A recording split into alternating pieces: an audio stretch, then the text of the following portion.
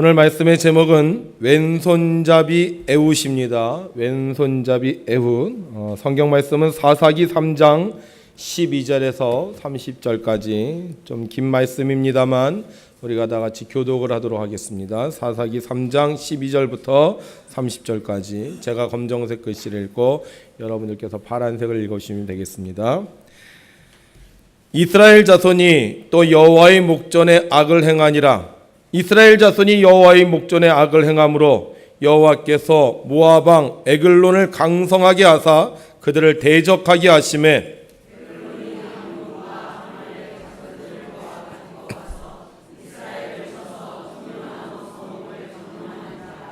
이에 이스라엘 자손이 모압 왕 에글론을 18해 동안 섬기니라.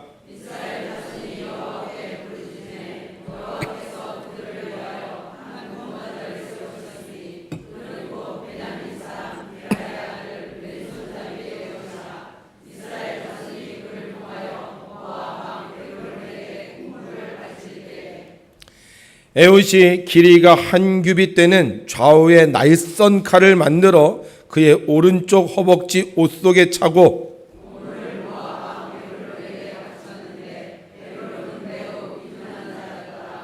에훗이 공무 바치기를 마친 후에 공무를 메고 온 자들을 보내고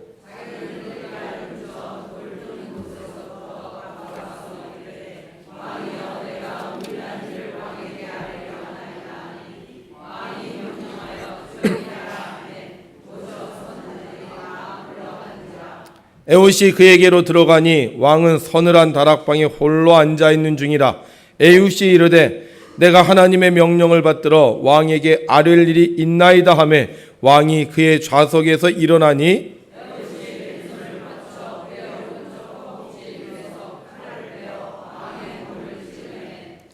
칼자루도 나를 따라 들어가서 그 끝이 등 뒤까지 나갔고 그가 칼을 그의 몸에서 빼내지 아니하였으므로 기름이 칼날에 엉겼더라.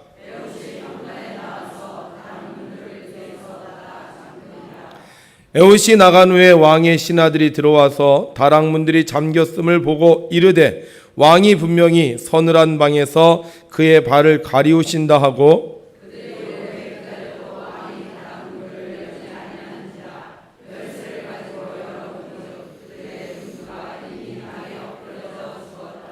그들이 기다리는 동안에 에훗이 피하여 돌 뜨는 곳을 지나 스이라로 도망하니라.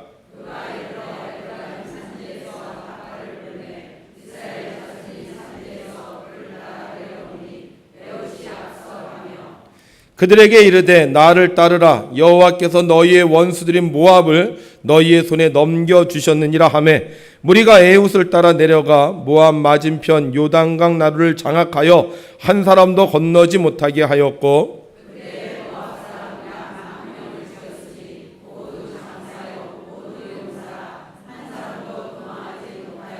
함께 있습니다. 그날에 모압이 이스라엘 수하에 굴복하매 그 땅이 80년 동안 평온하였더라. 아멘. 오늘도 주님의 날을 기억하고 이 시간 예배드리러 나온 여러분들에게 하나님의 은혜와 축복이 함께 하시기를 바랍니다. 오늘 우리가 드리는 기도의 제목들을 우리가 다 기억하지 못할지라도 하나님은 기억하시고 이루어 주심을 믿습니다. 철이 지난 옷을 입고 놓고 사장과 직원이 어떻게 할까 고민을 하고 있었습니다. 이 옷을 처리해야지 돈이 생길 텐데 이미 철이 지났기 때문에 할 방법이 없었어요. 그러다 직원이 말합니다. 사장님, 철 지난 옷을 시골에 있는 가게로 보내면 어떨까요? 그러자 사장님이 아니 이 사람아 아무리 시골 사람이라도 철이 지난 옷을 입겠는가 이렇게 말하는 겁니다. 그러니까 직원이 이렇게 설명을 하는 거예요. 12벌씩 넣어서 포장을 하는데 계산서는 10벌로 적어 놓자는 거예요. 그러니까 그걸 받아본 사람이 실수로 2벌이 더 왔네? 이렇게 생각하도록. 그리고 계산서에서는 옷값을 두 벌만큼 살짝 더 올려서 손해 안 보도록 그렇게 하자고 얘기를 하는 것입니다. 그러자 사장님이 생각해 참 좋은 방법인 것 같았어요. 그래서 즉시 12벌을 포장해서 시골로 보내면서 가격은 10벌값만 적어놨습니다. 근데 얼마 후 사장은 노발대발 그 직원에게 화를 내면서 이렇게 말했습니다. 이봐, 우리 망했어. 모두 옷을 반품해 왔는데 2벌은 빼먹고 10벌만 반품해 왔어. 이런 것을 보고 우리는 이렇게 말하죠. 뛰는 놈 위에 나는 놈이 있다. 여러분, 아무리 우리가 똑똑해도요, 하나님보다 똑똑하지 않습니다. 우리가 하나님을 믿고 따르기만 하면 하나님은 우리의 생각보다 더 좋은 생각으로, 우리의 방법보다 더 좋은 방법으로 우리를 인도해 주시고 우리에게 복 내려 주실 것입니다. 오늘도 우리를 사랑하시고 축복하시는 하나님을 향하여 우리 두 손 들고 할렐루야로 찬양합니다. 할렐루야!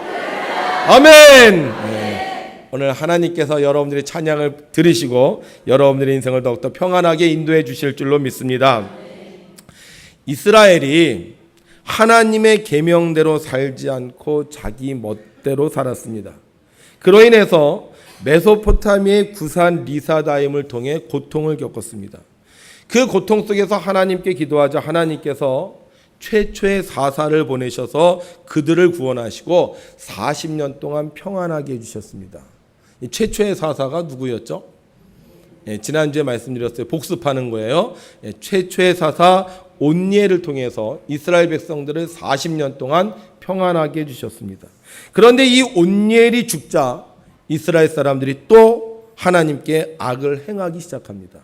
하나님의 명령대로 살지 않고 자기 하고 싶은 대로 삽니다.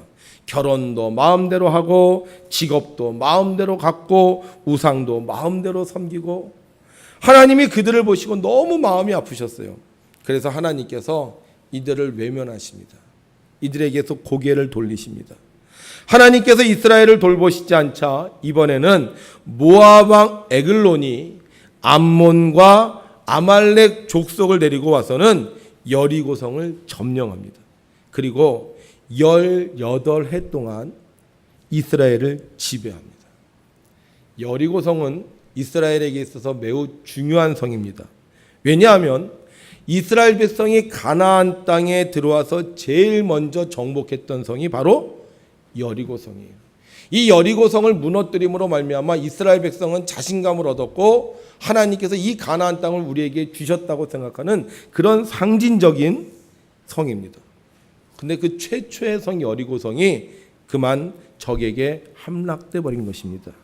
승리의 시작이었던 여리고성이 고통의 시작이 되었습니다. 여러분, 처음은 매우 중요합니다. 왜 우리 백운교회가 중요한지 아십니까? 우리 백운교회는 충북 최초의 감리교회입니다. 그러니까 우리 백운교회 충북 최초의 감리교회가 무너지면요, 충북의 감리교회 뿌리가 무너지는 것과 같습니다. 겉으로 나타난 것과 이 안에 있는 것은 좀 다릅니다. 뿌리는 잘 보이지 않아요. 이 뿌리가 썩어버리거나 이 뿌리가 끊어져 버리면 겉으로 볼 때 아무리 나무가 크다 할지라도요, 어떤 시련이 오면 어떤 문제가 생기면 그냥 넘어져 버리고 맙니다. 그래서 우리 교회가 굉장히 중요한 교회인 걸 여러분들이 아시고 쓰러지지 않아야 됩니다. 넘어지지 않아야 됩니다. 더욱 충성되이 일해야 하는 것입니다. 여리고성이 무너지고 나서 드디어 이스라엘의 고난이 시작이 되었습니다. 열심히 농사를 지어도 세금으로 바쳐야 됐고, 젊은 사람들은 끌려가서 그들의 노예가 되었고, 그들의 집은 불타버리고 말았습니다. 하나님을 떠나버리고 나니 그들에게는 고통밖에 오지 않았습니다. 그제서야 그들은 하나님께 부르짖어 기도하기 시작합니다. 하나님, 우리의 죄를 용서하옵소서. 우리를 구원하여 주시옵소서. 하나님은 우리의 기도를 들으시는 분이십니다. 비록 우리가 죄가 많을지라도 우리가 하나님께 우리의 죄를 자백하면 저는 미쁘시고 의로우사 우리를 용서하시고 구원해 주시는 분입니다.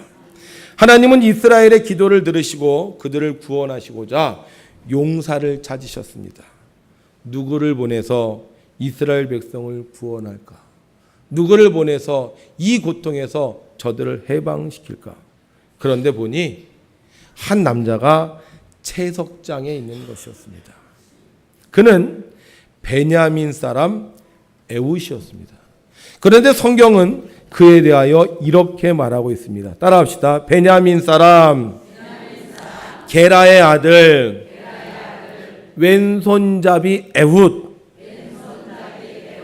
무슨 손잡이? 왼손잡이 에훗. 왜 굳이 이 왼손잡이 에훗이라는 말을 썼을까요? 이 말은 이 사람의 일생이 그렇게 평범한 일생이 아니었다는 것입니다. 왼손잡이 에훗이라는 말을 쓴 것은 다른 사람들보다 더 힘들고 어려운 인생을 살았다는 것을 상징적으로 이야기하고 있는 것입니다. 그렇다면 이 왼손잡이 에훗이 왜 이렇게 힘들고 어려운 인생을 살았는가? 에훗은 이스라엘의 12지파 중 베냐민 지파 사람입니다. 이 베냐민의 기원을 보면 야곱이 아내가 있었어요.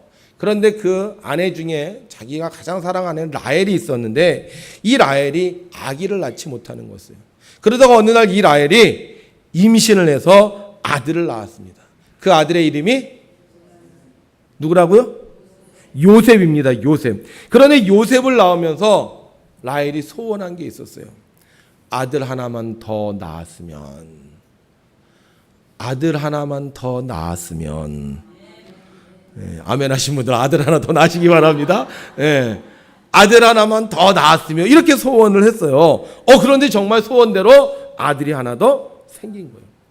얼마나 신이 났겠어요. 그런데 아들을 임신하고 이사를 하게 되었는데 그만 그 와중에 아이를 낳고 엄마가 너무 힘들어서요. 죽어가면서 그 아이를 마지막 안고 뭐라고 그랬냐면 이 아이를 이렇게 불러요. 베노니, 베노니. 이 베노니라는 이름의 뜻이 뭐냐면 슬픔의 아들이라는 뜻이에요. 그러니까 아들을 낳아서 이 아들을 보면서 자기가 생명이 끊어지니까 아들아, 아들아, 슬픔의 아들아 이렇게 부른 거예요.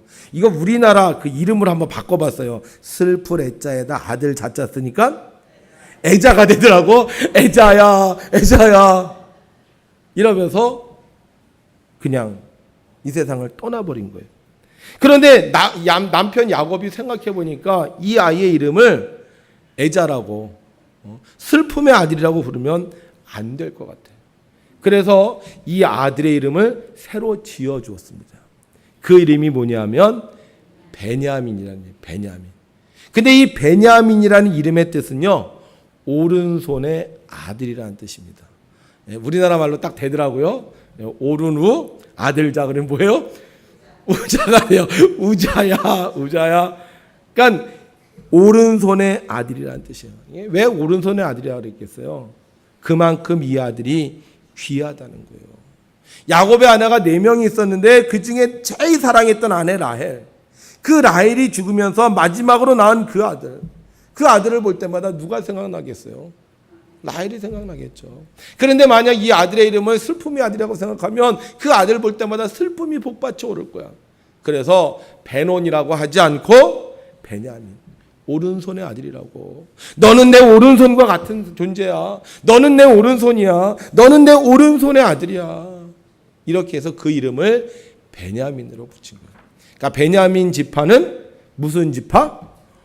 오른손의 아들 지파라는 거예요. 자, 그렇다면 생각해 보세요. 우리 지파는 오른손의 지파야. 오른손의 아들 지파야. 그러면 대부분의 사람들이 오른손잡이겠습니까? 왼손잡이겠습니까? 당연히 오른손잡이겠죠. 왜? 우리 지파의 상징이 뭐예요? 오른손이에요. 아마 대장이 딱 써서 그럴 거야. 자, 우리는 누구의 아들? 딱 그러면 뭐라 그러겠어요? 우리는 오른손의 아들 그러지 않겠습니까? 여러분들 그렇게 한번 대답해 보세요. 제가 우리는 누구의 아들? 그럼 여러분들은 우리는 오른손의 아들 그러는 거예요. 자, 우리는 누구의 아들? 네, 우리는 빼고 합시다. 그게 나을 것 같아. 우리는 누구의 아들? 그럼 오른손의 아들 그러는 거예요. 다시 우리는 누구의 아들? 오른손의 아들. 자, 지금 무슨 손 드셨어요? 오른손. 만약 이때 왼손 들고 오른손의 아들이라 그러면 이거 이상한 사람이에요. 그러니까 이 베냐민 지파는 다 오른손이야. 밥을 먹어도 오른손, 일을 해도 오른손, 악수를 해도 오른손, 깃발을 나부껴도 오른손, 다 오른손의 아들이에요. 오른손을 좋아하고 상징도 오른손이고 오른손에 집결하고, 그런데 어느 날 이상한 애가 태어난 거야. 밥을 먹는데 어느 손으로 먹어요? 왼손으로 먹네. 글을 쓰는데 어느 손으로 써요? 왼손으로 쓰네. 악수를 하는데 왼손을 내미네. 여러분, 이건요 매우 심각한 겁니다. 왜냐하면 가문의 근간을 흔든 일이에요. 생각해 보세요. 다 그 집안 가문 사람들이 다 검은 머리야. 태어났는데 다 검은 머리야. 그런데 어떤 애는 노랑 머리예요. 우리 집안은 다 홀꺼풀이야. 그런데 아들이 하나 태어났는데 뭐야? 쌍꺼풀이요. 우리 집안은 눈이 다 커. 근데 어떤 애가 하나 태어났는데 눈이 다 쭉 찢어졌어. 그러면 사람들이 이 아이를 보면서 뭐라 그러겠어요? 야, 이거 어디서 주워온 애 아닌가? 얜 우리 식구 아닌 것 같다. 이렇게 생각하지 않겠습니까? 생각해 보세요. 이 가문이 오른손의 아들인데 얘가 왼손으로 쓸 때마다 아버지가 뭐라 그랬겠어요? 야, 우리 집은 오른손의 아들이야. 너 왼손 쓰지 마. 얼마나 다그쳤겠습니까? 엄마가 이 아이를 보면서 얼마나 속이 상했겠어요. 사람들 이 아이 놀리고요, 돌연변이라고 하고요, 그렇게 취급하지 않았겠습니까? 오른손의 집안의 왼손잡이인 에웃, 완전히요 왕따예요. 왕따. 놀아주는 사람이 없습니다. 가위바위보 하면 다른 사람들은 다 오른손으로 하는데 얘만 왼손으로 하니까 사람들이 놀립니다. 모든 사람들이 이방인 보듯해요. 그런데 하나님은 누구를?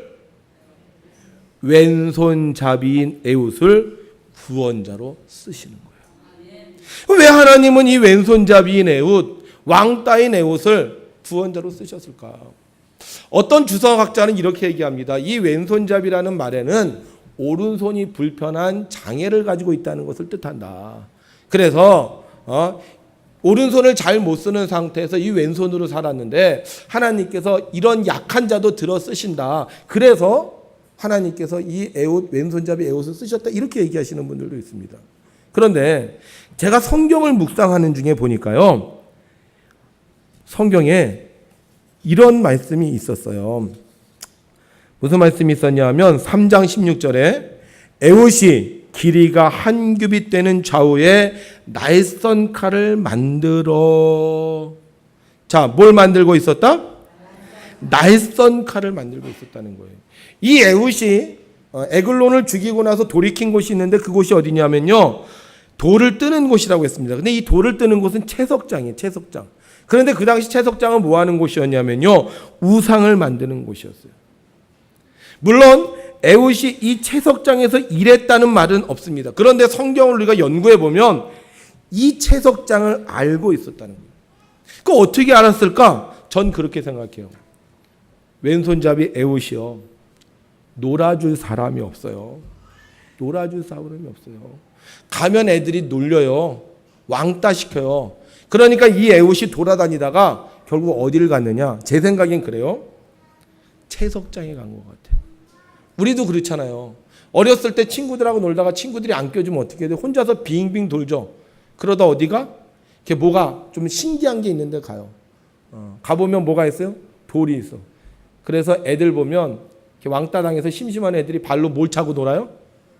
돌 차고 놀아요. 그래 본 경험 있습니까? 가서 누가 안 껴주면 혼자서 에이씨, 그러면 나가서 어떻게 해요? 돌이 있는 데 가서 돌로 발로 차면서 나무 올라가서 혼자 놀아요. 그런데 이 에웃이 아무도 놀아주지 않을 때, 아무도 자기하고 함께하지 않을 때 어디를 간 거예요? 채석장을 간 거예요. 채석장. 그 채석장에 가보니까 우상이 있어요. 그런데 그의 귓전에 사람들의 소리가 기억나는 겁니다. 우리나라가 우상을 섬겨서 이렇게 고통받는 거야. 우리나라가 우상에게 절해서 하나님께서 진노하신 거야. 우리가 우상 때문에 하나님께서 우리를 외면하신 거야. 그런 소리가 들리는 거예요. 에훗은 채석장에서 자기의 마음을 가다듬기 시작을 합니다. 그래, 우리가 이렇게 고통당하는데, 우리가 이렇게 모압 왕에게 괴로움을 당하는데 저 모압 왕과 싸워야 되겠다. 그리고는 뭘 만들었다고요? 칼을 만들었다는 거예요. 칼. 혼자 있는 그 시간 그는 칼을 만들기 시작을 합니다. 우리 민족을 살려야 해. 모압 왕으로부터 해방되어야 돼. 왼손잡으로 칼을 만듭니다. 그가 오른손이 장애가 있었는지 없었는지 정확하게 알지 못합니다. 그런데 그는 그 시간, 다른 사람들하고 함께 어울리지 못한 그 시간 칼을 만드는 거예요. 한 가지 궁금한 게 생겼어요. 그럼 그 칼은 청동칼이었을까 아니면 돌칼이었을까? 그 당시가 청동기 시대입니다. 그런데 청동기 시대의 청동기 칼을 갖고 있었던 사람들은 대부분 장수예요. 장수. 그렇다면 우리가 추측해 보건대 에훗이 만든 칼은 돌칼이었다는 거예요. 그런데 어떤 칼? 나리선 칼. 나리선 칼. 오른손을 못 쓰는 장애인이었는지 아니었는지 모릅니다. 돌칼을 만들었는지 청동기 칼을 만들었는지 모릅니다. 그러나 왼손잡이 에훗이 하나님에게 용사로 쓰임받을 수 있었던 이유는 바로 그가 그 시간, 왕따 당해 있는 그 시간, 외로운 그 시간, 힘든 그 시간, 속상한 시간, 자기의 시간을 허비한 것이 아니라 칼을 준비하고 있었기 때문에. 하나님의 용사는 준비된 자입니다. 하나님의 용사는 준비하고 있는 자입니다. 하나님의 용사는 모압 왕과 싸우기 위해서 칼을 준비하고 있었던 에훗입니다. 나는 약하다고, 나는 못하다고, 나는 안 된다고 하는 자가 아니라 힘들고 어려워도 나라와 민족을 위해서 준비하는 자를 하나님은 크게 쓰시는 겁니다. 에훗은 열악한 상황이었습니다. 아무도 이해해 주지 않았고 아무도 함께하지 않았습니다. 놀림받았고 외면당했습니다. 그러나 그는 자신의 신세를 한탄하거나 비관하지 않았습니다. 오히려 나라와 민족에 대한 충성심으로 돌칼을 준비했습니다. 하나님은 준비된 에훗을 선택하셨고 그를 이스라엘의 구원자로 높여주셨습니다. 에훗이 모압 왕을 물리치고 이스라엘의 평안이 찾아옵니다. 몇 년 동안 평안이 찾아오느냐? 80년 동안 찾아와요. 이스라엘 역사 속에 이렇게 오랫동안 평안을 누린 적이 별로 없습니다. 그런데 놀라운 거, 이 에훗이 용사로 있었을 때는요 80년 동안 평안. 왜? 전 그렇게 생각해요. 준비했기 때문에. 준비하는 기간이 길면 길수록 평화의 기간도 깊습니다. 나한테는 힘들고 어려운 시간이지만 이 힘들고 어려운 시간에 준비하면 하나님은 이 힘들고 어려운 것이 기억도 되지 않을 만큼 더 놀라운 은혜와 축복을 내려주십니다. 여러분, 하나님의 용사는 힘이 센 자가 아닙니다. 하나님의 용사는 능력 있는 자가 아닙니다. 하나님의 용사는 머리 좋은 자가 아니에요. 하나님의 용사는 준비하는 자입니다. 세상의 위기를 겪어보지 않은 사람이 얼마나 많이 있겠습니까? 그런데 그 위기 속에서 빛을 발한 사람들이 있습니다. 그들은 위기 속에서 불평하거나 원망한 사람들이 아닙니다. 그 위기 속에서 내가 해야 할 일을 꾸준히 했던 사람들입니다. 하나님은 그렇게 열심히 노력한 사람들에게 복을 주셨고 그들을 통해 세상을 구원하게 하셨습니다. 마스시타 고노스케 회장은 세 가지를 통해 하나님의 용사가 되었습니다. 첫째는 가난, 둘째는 허약, 셋째는 무학이었습니다. 가난했기에 세상을 알았고 몸이 허약했기에 운동을 했고 학력이 없었기에 그는 열심히 배웠습니다. 자신의 형편을 탓하지 않고 오히려 자기에게 주어진 인생에서 앞으로를 준비하며 최선을 다했을 때 그는 오히려 다른 사람들이 이루지 못한 놀라운 일들을 이룰 수 있었습니다. 하나님의 축복은 아무것도 하지 않는 사람들에게 주어지지 않습니다. 하나님의 축복은 자기의 주어진 삶 속에서 열심히 준비하는 자에게 주어지는 선물인 것입니다. 현대 시대를 불안의 시대라고 합니다. 물을 먹어도요 이제 수돗물을 먹기가 힘듭니다. 공기가 조금만 나쁘면 혹시 미세먼지 아닐까 생각합니다. 집에서 고등어를 구워도 창을 열거나 환기를 시켜야 되고요. 밖에 나갔다 와서 손을 안 씻으면 뭔가 큰일이 날 것 같습니다. 소화가 조금 안 되고 위가 조금 아파도 내가 큰 병에 걸린 것이 아닌가 불안해하고, 낯선 사람이 아는 척을 하면 저 사람이 나한테 무슨 짓을 하려고 그러나 하면서 피하게 됩니다. 북한이 뉴스에 뭐라고 말하면 전쟁 나는 것 아닌가 생각을 하고, 길을 가다가 뒤에 누군가 날 따라오면 두려움에 처하기도 합니다. 이러한 불안의 시대에 하나님이 찾으시는 사람들이 있습니다. 바로 하나님 나라를 위하여 준비된 자들입니다. 나 자신의 미래를 위해 준비하는 자가 아니라 하나님 나라를 위해 준비하는 자들. 하나님은 그들을 통하여 하나님의 나라를 이 땅에 이루어 가시는 겁니다. 부흥사 무디 목사님이 한 번은 몸이 너무 피곤해서 조용히 스코틀랜드로 휴가를 떠났습니다. 거기에는 아무도 자기를 알아보는 사람이 없을 줄로 생각했습니다. 그런데 이 스코틀랜드에 도착한 그 마을에 무디를 알아보는 사람이 딱 한 사람이 있었습니다. 그래서 그분이 설교를 부탁했어요. 결국 무디 목사님은 그 부탁을 받고 설교를 했습니다. 그런데 많은 사람들이 은혜를 받았습니다.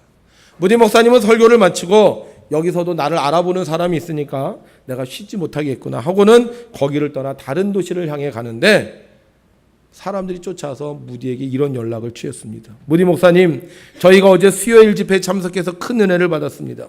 그런데 무디 선생님이 이 지방에 오셨는데 미처 소식을 못 들어서 설교를 못 들은 사람들이 저희 마을에 너무나도 많습니다. 그들은 모두 무디 목사님이 오셔서 설교해 주시기를 간절히 기도하고 있습니다. 이렇게 얘기를 하는 거예요. 그래서 무디 목사님이 가다가 다시 돌이켜서 그 마을로 가서 집회를 시작을 했습니다. 첫날 집회가 끝날 즈음 많은 사람들이 주님 앞에 나와서 헌신하고 결신하고, 그래서 집회를 하루 더 했는데 또 많은 사람들이 주님 앞에 나와 헌신하고 결신하고, 할 수 없이 예정에도 없던 집회를 수요일, 목요일, 금요일, 토요일, 주일날까지 5일을 했습니다. 온 마을에 축제가 벌어지고 교회는 말할 수 없는 감사와 감격이 휘몰아쳤습니다. 그런데 정작 무디 목사님은 깊은 상념에 빠져 있었습니다. 성도들은 막 기쁨에 겨워하는데 무디 목사님은요, 막 고민하면서 한숨을 푹푹 쉬는 거예요. 그래서 그 지역의 목회자가 무디 목사님에게 물었습니다. 목사님, 무슨 걱정이라도 있으신 겁니까? 왜 그렇게 심각한 표정이세요? 그러자 무디 목사님이 말합니다. 이상해서 그래요. 제가 지금까지 기도 없이 집회에 가서 부흥을 경험한 적이 없었는데, 여기는 제가 잠깐 쉬러 왔다가 아무 기도 준비도 없이 설교에 맺는데 이렇게 큰 성령의 역사가 일어났으니 너무 이상해서 그래요. 무디의 말을 듣던 그 목회자가 이렇게 말을 이었습니다. 기도라고요? 그렇다면 이유를 알 것 같습니다. 우리 교회에 18년 된 전신불수 성도가 한 명 있습니다. 이분이 누워서 하는 말이 자기 사명이 기도라는 것입니다. 10년 전에 당신이 영국 옥스퍼드에 와서 대학생들에게 복음을 전할 때 옥스퍼드 대학생들이 회개하고 주께로 돌아왔다는 얘기를 듣고 이분이 기도하기 시작했다는 거예요. 하나님, 이 작은 마을에도 무디 목사님 오셔서 꼭 말씀 전하게 해주세요. 지난 10년을 하루같이 기도했다는 겁니다. 무디 목사님은 감격했습니다. 그리고 그 사람을 만나러 갔습니다. 그의 방에 들어가서 서자마자 그가 누워있는 방에 하나님의 영광이 가득 차 있었습니다.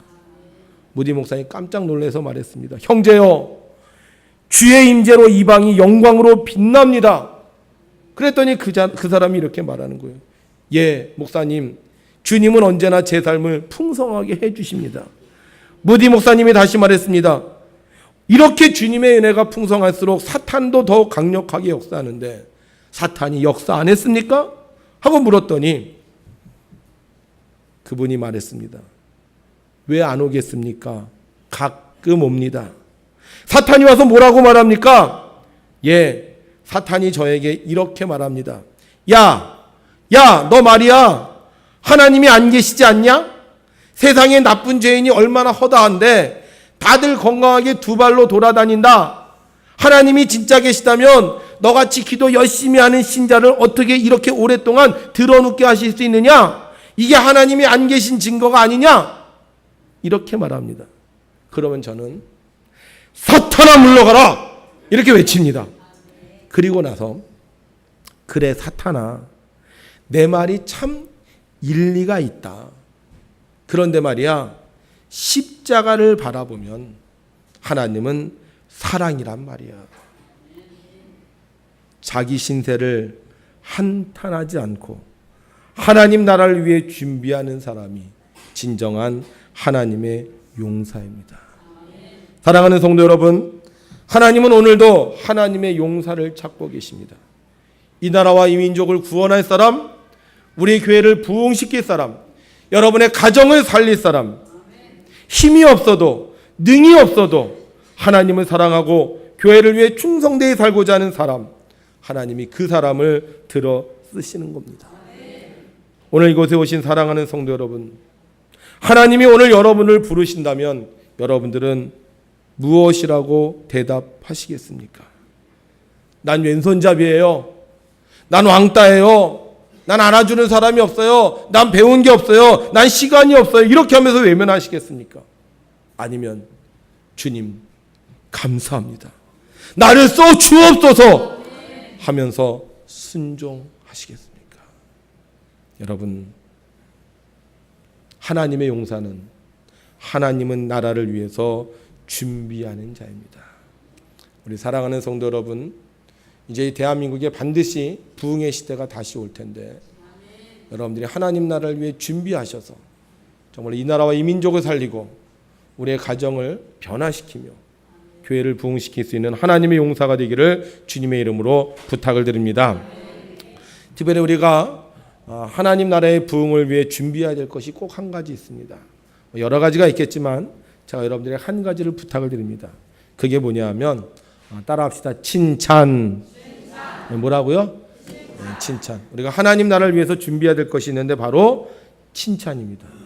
1950년대 미국 위스콘신 대학에서 아주 공부를 잘하는 우수한 문학 지망생들이 모여서 모임을 만들었습니다. 그들은 정기적으로 모여서 각자가 쓴 소설과 시의 결점들을 가차없이 비평했습니다. 그것이 그들의 창작 활동에 도움이 되는 듯 보였습니다. 그런데 이 모임 말고 여학생들이 중심이 된 또 다른 모임이 있었습니다. 그 모임에서는 서로 혹평을 피하고 좋은 부분만 칭찬했습니다. 원래 여자분들이 칭찬을 잘하잖아요. 그죠? 나 머리하고 왔어. 어머, 머리 너무 예쁘다. 그러죠? 마음은 그렇지 않아도 막 그렇게 칭찬을 잘하잖아요. 그래서 이 여자분들이 칭찬하는 모임과 아주 우수한 인재들이면 혹평하는 두 그룹이 있었어요. 그런데 놀라운 건 10년 후에 서로 칭찬했던 그 여학생들 중 대부분이 훌륭한 작가가 되었습니다. 그런데 그토록 유명하던 위스콘신 대학의 문학 지망생들 중에서는 단 한 명의 뛰어난 작가도 나오지 못했습니다. 사람은 95%의 좋은 점과 5%의 좋지 않은 점을 가지고 있다고 합니다. 그런데 95%를 보고 사는 사람은 자신감과 열정을 갖고 살지만 5%만 보고 사는 사람은 자신감을 잃고 사람들과의 관계도 틀어진다고 합니다. 여러분, 교회는 천국을 향하여 가는 곳입니다. 비록 지금은 부족하고 연약하지만 하나님께서 앞으로 애우처럼 쓰시려고 하나님이 준비시키는 곳입니다. 우리가 모여서 칭찬할 때 우리는 하나님의 용사가 되는 줄로 믿습니다. 얼마 전에도 사람들이요, 이렇게 사람을 죽이는 사건들 일어나면 다 조사를 해보잖아요. 그럼 그 사람들이 공통적으로 하는 말이 있어요. 저 사람들이 나에 대해서 욕했다는 거예요. 욕했다는 거. 우리도 그렇지 않아요? 이렇게 막 사람들이 얘기하고 있는데 내가 딱 들어갔어. 근데 이 사람들이 갑자기 말을 딱 끊어. 그럼 무슨 생각해요? 내 욕하지 않았나? 여러분, 지금 시대가 이래요. 누군가가 자기를 보고 이렇게 손 이렇게 했어요. 그 사람 보고 그런 게 아닌데 사람들은 무슨 생각이에요?